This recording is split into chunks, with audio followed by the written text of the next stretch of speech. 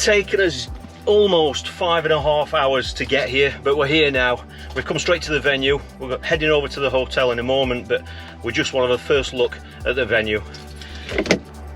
Well, this is a members' water, and as expected, it is all locked up at the moment. It's reserved for us tomorrow for our match, but this is where we could just have a sneaky peek, just to have a look at what the venue's like.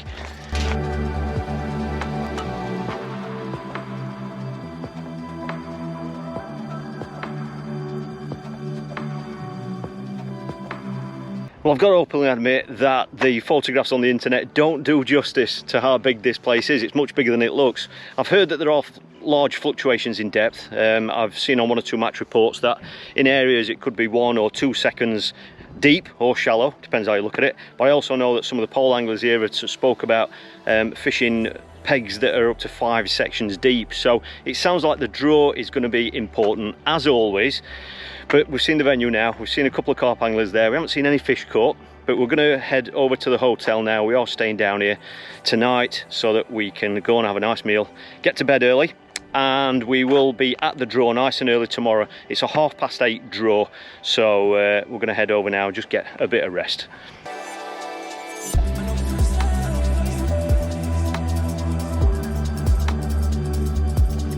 Well, we had a bit of an issue at the hotel last night due to COVID. There was a bit of an outbreak at the pub that was next to the Premier Inn where we were staying, so the bar and restaurant and everything wasn't open last night, but we had to find somewhere else to eat. That was all right. We've had a good night's sleep, and Folkestone service station behind us has saved the day, so it's just been a very quick bacon and sausage sub from Subway, so thanks to Subway, they've saved the day. We're drawing in about 20 minutes. It's very mild. We're expecting it to be in a full house, but all we need now is a good peg. What you get, Geoff? This is your last time. Geoff Rebalance. Jamie Granger.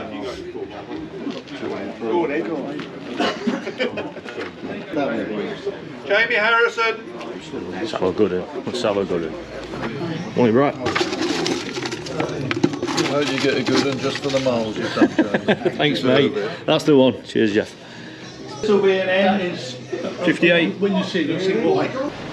Well, that was a really well ran socially distanced draw from Brian Nesbitt and the lads. Done a great job. I've drawn peg 58.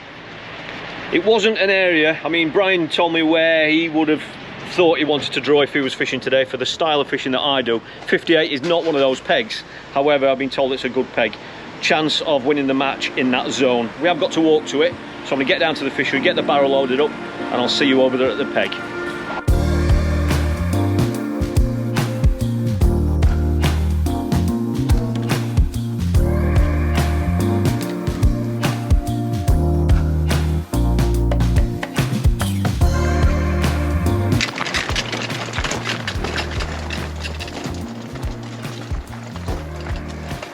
Well, this is what somebody's just called the jetty peg. Dad's here now. As you can see, this peg goes out into the water a little bit. I think that's because it would have been set right back on that bank there. As you can see, that peg there, so it's in front of that peg there. Just open water, plenty of it, and then the pegs there are sat back a little bit, so this puts me out a little bit further than anyone else. I haven't heard anybody say that this is a casting competition where, you know, the further out you can go, it's going to make a difference. But it feels all right. It's very humid, bit of wind hitting it, as you can see, but not too much. It's a little bit over our backs here, to be fair. But I'm going to get some kit sorted out, have a good plumb round with a bomb, and make a decision on how I'm going to fish it. Well, it is on a bit of a point here, but I don't know if that means it's going to be shallower, so I'm just going to get a bomb out there and get a feel for what sort of depths we're faced with.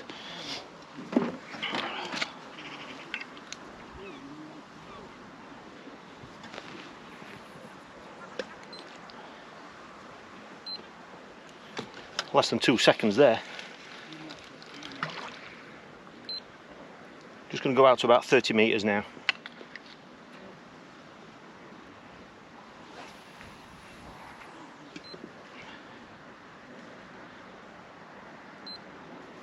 .6 seconds. Just going to go past that to see if I'm going to have any difference. I'm going to put 2 lines in, one about 30 metres and one about 60, I think. Just going to see if there's any difference the further out I go.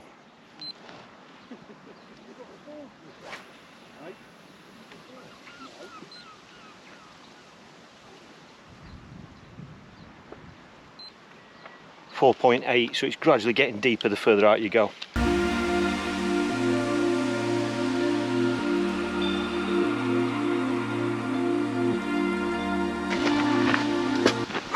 Well, we are about 15 minutes before the off. It's been a bit of a rush job, to be honest.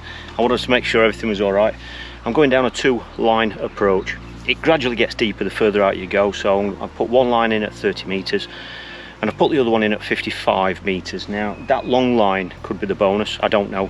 There's plenty of open water here, and so if it is going to be a distance game and I've got to chuck for carp on the method, then obviously I can unclip and go further than that if 55 is not long enough. However, 55 metres is like, it's quite a long way past everybody else around me, so it is going to be a standout kind of a line. And that is it. I've got 2 rods set up on each line. I've got a cage feeder set up on the 30 metre line and a method feeder set up on that 30 metre line, so I can vary the presentation. And I've also got 2 rods set up to fish at 55 metres. One has got a method feeder on it, a 45 gram open method feeder. I'm going to load that up and just be patient and just get a feel for what's happening at the start. But I've also got an identical rod set up as well, which is on the distance, 4 metre distance rod. And that's just a feeding rod. I've got a nice big cage feeder on there, and that's if I want to top up that long line and rest it, or just try and create something. And that is it. I've got a feeling I'm not going to hear much about what's happening today, so I'm just going to have to keep my eyes and ears open and just find out what's happening. But I'm going to start on the long line. I'm going to feed the 30 metre line initially, just with micro pellets, a bit of ground bait and some dead reds. I'm not going to put any worms in from the start. I've been told that this is not really a breamy area. The breamy area is down there. Going to need carp to win this zone, that's what I've been told. So I'm not going to put worms in on that line, but obviously I have got them with me ready to go if that's, you know, if nothing's working or I need to change things. And that is it. So I'm going to feed the short line, start long, and I'll check in with you in half an hour just to give you an idea of what I've heard, what I've seen and what's happened.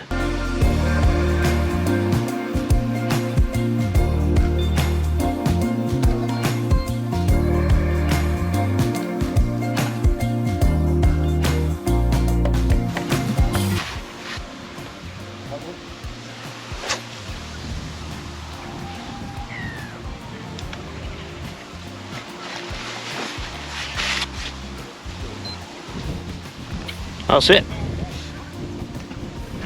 I'm not going to feed that line, just have a decent chuck with a feeder, method feeder, or a nice big 8mm wafter on. I'll check in with you in 30 minutes.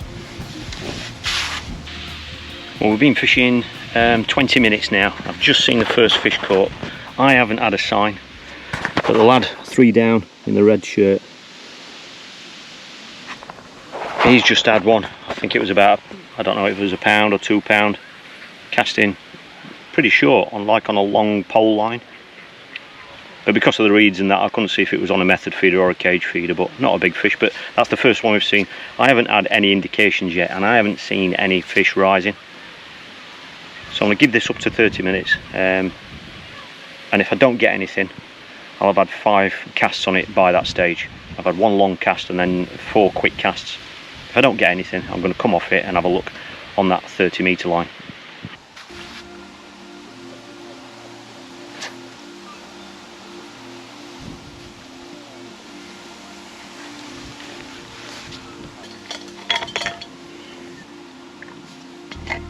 Skin bob.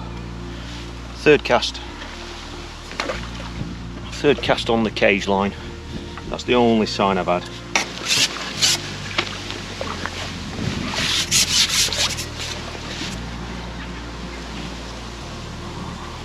Bit bigger that one,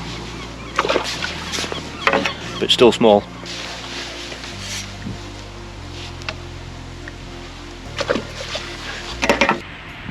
Well, we've been fishing an hour now, going nowhere at the minute.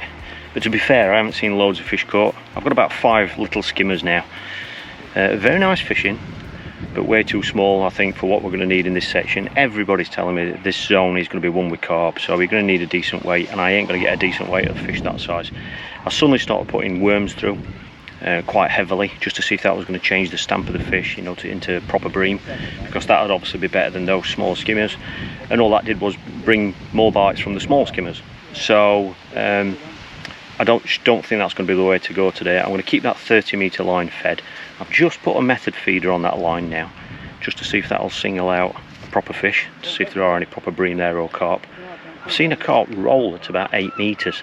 As you can imagine, it looks really nice with that wind hitting it just here. But I haven't seen any carp caught. The lad down there, 3 to my left in red, I've seen him net at least 3 fish, but I can't really tell how big they are, and I can't tell if they're bream because he's behind the reeds.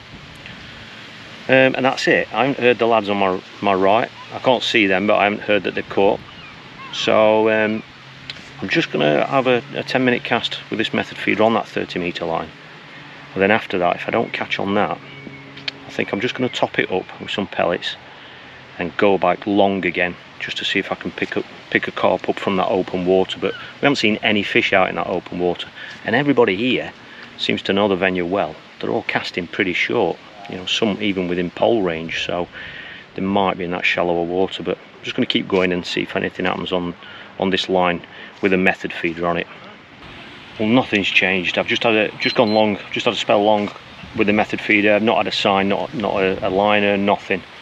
There's very little happening. I think on my right they've got a couple of small skimmers.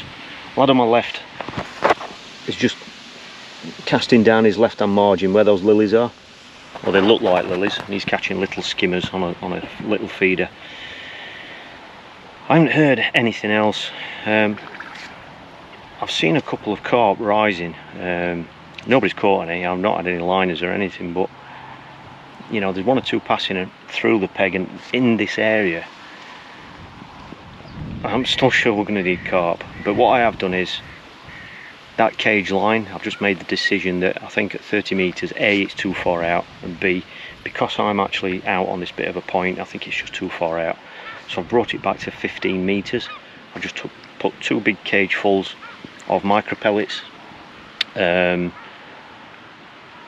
dead red maggots and a little bit of worm. I've just put 2 cages in on it. I'm just going to give it 10-15 minutes. If I don't catch anything on this method that I've got currently out long, then I'm going to have a drop on that, and just to see if there are any bream or skimmers settle on that are just going to give me a bit of a weight, you know. But at the minute there just isn't any sign of a carp.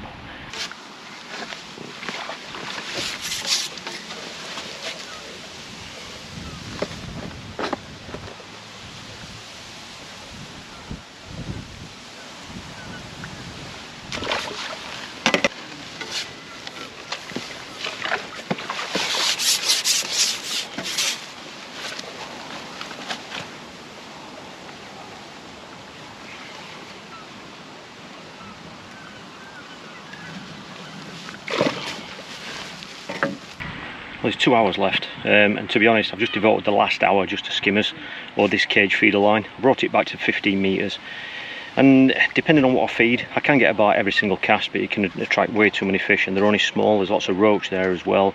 So literally for the last hour I've just been trying to put a few fish in the net and try and be selective about getting 1 or 2 better fish to hopefully give me some weight in the net, and it's not been very successful. It's got me lots of bites, quite a lot of fish, but they are small. Too many small fish. I've got a couple of net fish. We've just heard that 15 pound is winning the zone. Brian Nesbitt's just been round, and I think that's a bite.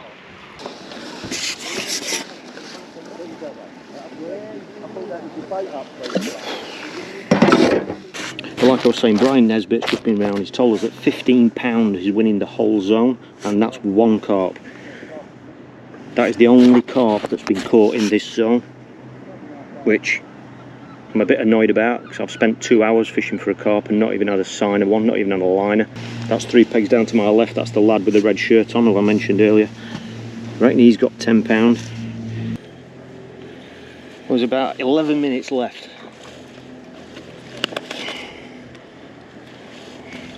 And I've just changed the way that I'm feeding and everything. I decided not to go for carp.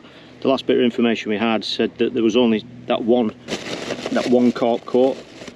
That was 15 pound, so I took the gamble. I mean, I did have a quick look, but instead of devoting this last hour to try and get in a carp, I just felt more confident that some better fish were going to turn up on this short line, and I've had to keep tweaking things, but I've kept putting fish in the net, but the better stamp hasn't really come. I've kept picking off a slightly better fish every now and then, but I can't say I've mastered it as such. So I've just got to keep going these last 10 minutes. Obviously put as many fish in the net as I can, but try and hope and try and just keep doing the little things I've been doing. Just try and make sure that they're a decent stamp.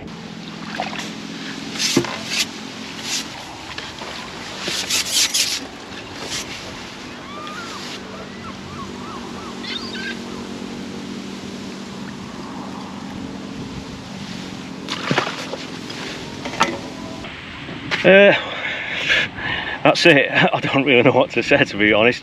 I'd hoped drawing here it was going to be pretty much of a straightforward match. Not an easy match, but a straightforward one. If carp were going to feed, it was going to be all about the method, and it's just not been like that at all. Like I say, the last bit of news we had was 2 hours ago. One carp was running in the zone. That was about 15 pound. I've not heard anything since. You know what I've done, you know, going into that last 2 hours, I've just decided to have an hour on the cage feeder, put some fish in the net. Not really worked it out, knew how to get bites, but I couldn't figure out how to get the better stamp fish. So I think that's going to make a big difference, because I've got lots of fish. And I don't know what the lad in red just down here, I don't know if he carried on catching. He was admitting to 10 pound at that stage, and I don't know if he's continued catching or not. So it's not going to be enough, unfortunately. But yeah, it'll be interesting to see what they weigh. I'm going to get some kit packed away. The sun's still shining. Get some gear packed away, wait for the scales, and I'll be able to tell you what I've weighed, and if it's done any good, even in this 10 peg section, never mind the zone.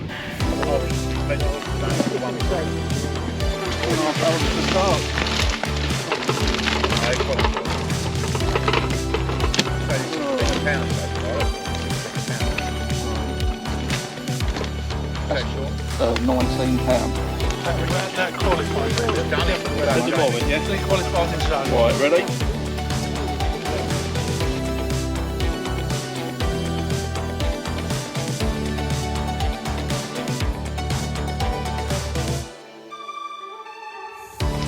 Well, they've weighed a lot more than what I thought, I've got to be honest with you. When you're bitting and batting, catching fish for all different shapes, stamp sizes, from that size up to the odd £1.5 fish, I find it hard to judge what I've really got, to be fair, because you're more focused on getting the feeder back out there and trying to catch your next one, because that's priority.